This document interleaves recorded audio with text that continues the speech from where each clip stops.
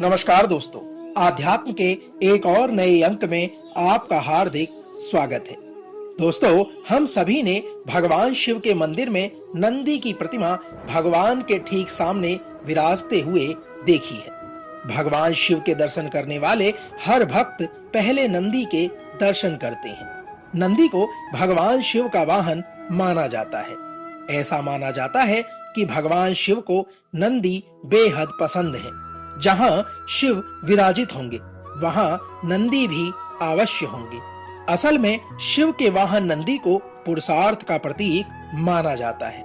दोस्तों, यदि बात की जाए हिंदू पौराणिक ग्रंथों के बारे में तो यहाँ भगवान शिव और नंदी के बारे में कई सारी कथाएं मिलती हैं। ऐसी ही एक कथा का वर्णन हम आपके बीच में करने जा रहे हैं कि क्यों आखिर भगवान शिव और नंदी एक साथ विराजमान होते हैं। तो आइए आरंभ करते हैं भगवान शिव और नंदी से जुड़ी यह रोचक कथा को। साथियों, पौराणिक कथा के अनुसार शिव पुराण में एक कथा प्रचलित है, जिसके अनुसार सिलाद नामक मुनि के ब्रह्मचारी हो जाने के कारण उनका वंश समाप्ति की ओर अग्रसर हो रहा था। यह देख उनके पितरों की चिंता बढ़ गई।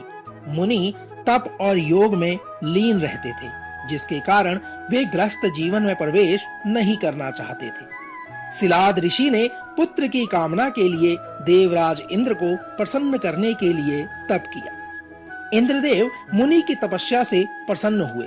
तब मुनि ने इंद्रदेव से वरदान मांगा कि जो बच्चा जन्म और मृत्यु के बंधन से मुक्त हो, उन्हें ऐसे पुत्र की कामना है।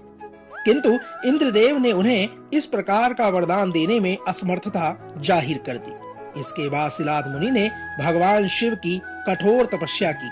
मुनि की तपस्या से प्रसन्न होकर भगवान शिव ने मुनि को स्वयं पुत्र के रूप में प्रकट होने का वरदान दिया।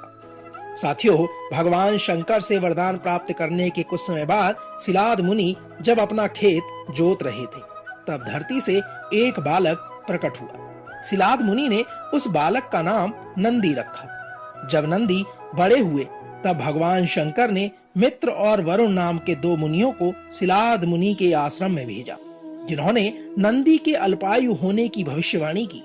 नंदी को जब इस बात का पता चला तब उन्होंने मृत्यु को जीतने के लिए भगवान भोलेनाथ की कठोर तपस्या प्रारंभ की। भोलेनाथ नंदी की तपस्या से अति प्रसन्न हुए और वरदान में नंदी को मुक्ति भय से मुक्त किया।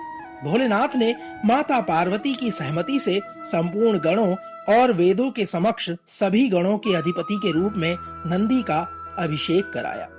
साथियों, भगवान शिव ने नंदी को यह वरदान दिया कि जहां भी नंदी निवास करेंगे उस स्थान पर शिव का भी निवास होगा।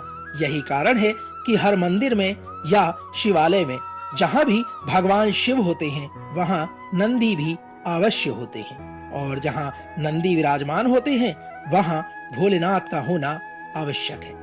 दोस्तों, तो यह तो थी भगवान शिव और नंदी से जुड़ी उनकी पौराणिक कथा का सार। हम आशा करते हैं कि आज का यह अंक आपको अवश्य पसंद आया होगा। कल एक और नए अंक के साथ फिर आपसे होगी मुलाकात। तब तक जय शिव शंकर, हर हर महादेव।